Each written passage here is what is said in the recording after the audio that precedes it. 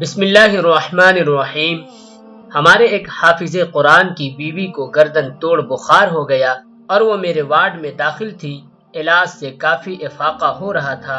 ایک دن شام کے وقت مجھے وارڈ کی نرس نے ٹیلی فون پر بتایا کہ وہ بیوی اونچے اونچے کلمے پڑھ رہی ہیں۔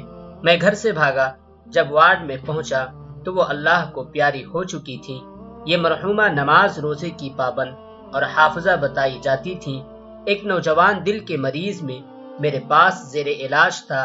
میں اسے دیکھنے گیا تو وہ ریڈیو پر گانے سننے میں مشغول تھا۔ مجھے پتا تھا کہ اس کا مرض لا علاج ہے۔ میں نے اسے قرآن پاک پڑھنے کی ترغیب دی تو کہنے لگا، میں حافظ قرآن ہوں، قرآن بھی پڑھتا ہوں اور گانے بھی سنتا ہوں۔ میں نے پوچھا کہ کون سا کام زیادہ کرتے ہو؟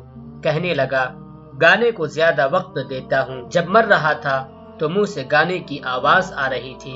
کلمہ نصیب نہ ہوا۔ کیسی بد نصیبی ہے کہ اللہ کے کلام کو گانے سے کمتر سمجھا تو موت کے وقت کلمہ جیسی عظیم نعمت سے محرومی ہوئی۔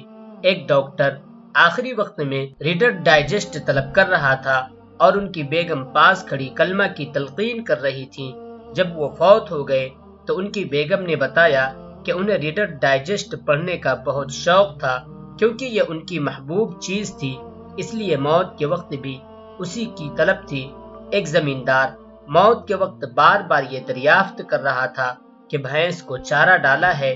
یہ شکایت جب اس کے رشتہ داروں نے آ کر کی تو میں چونک اٹھا اور سمجھ لیا کہ اس کا آخری وقت ہے، کیونکہ اس کی ساری زندگی بھینس اور چارے میں گزری ہے، اس لیے مرتے وقت وہی چیز سامنے آئی اور کلمہ سے محروم ہو گیا۔ ایک مریض میرے وارڈ میں داخل تھا، اس کا مرض یکدم شدید ہو گیا۔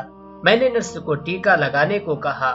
نرس نے ٹیکا لگایا تو اس کو بہت گندی گالی دی۔ نرس نے دوسرا ٹیکا لگانے سے انکار کر دیا تو میں نے ٹیکا لگایا تو مجھے اور گندی گالی دی اور تھوڑی دیر بعد مر گیا۔ تحقیق پر معلوم ہوا کہ گالی دینا اس کا تقیہ کلام تھا، ہر بات پر گالی دیتا، جس کی وجہ سے موت کے وقت یہی چیز نصیب ہوئی۔ میرے وارڈ میں ایک نوجوان گردے پھیل ہونے سے مرا۔ 3 دن تک اس پر نزع کی حالت رہی اور اتنی بری موت مرا کہ پچھلے 40 سال سے میں نے ایسی موت نہیں دیکھی۔ میں ابھی بھی اس کا سوچوں تو مجھے خوف آ جاتا ہے۔ مرنے سے پہلے 2 دن اس کا منہ نیلا ہو جاتا، آنکھیں نکل آتی اور منہ سے دردناک آواز نکلتی جیسے کوئی اس کا گلا دبا رہا ہو۔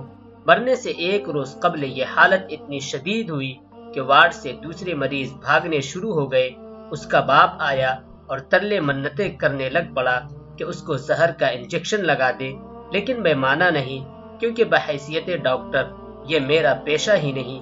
اس نوجوان کی حالت جب برداشت سے باہر ہوئی تو اس کو ایک دوسرے کمرے میں شفٹ کیا گیا، جہاں 1 دن بعد وہ اسی کربناک حالت میں مر گیا۔ بعد میں پوچھنے پر اس کے والد نے بتایا کہ یہ اپنی بیوی کو خوش کرنے کے لیے اپنی ماں کو مارا کرتا تھا اور میں اس کو بہت روکا کرتا تھا کہ بدبخت ایسا نہ کر، تیری ماں ہے۔ ڈاکٹر صاحب، یہ بری موت اسی کا نتیجہ ہے۔ استغفر اللہ۔ یاد رکھیں، انسان مرتے وقت وہی کام کرتا ہے جس کو دنیا میں وہ زیادہ سے زیادہ کرتا ہے۔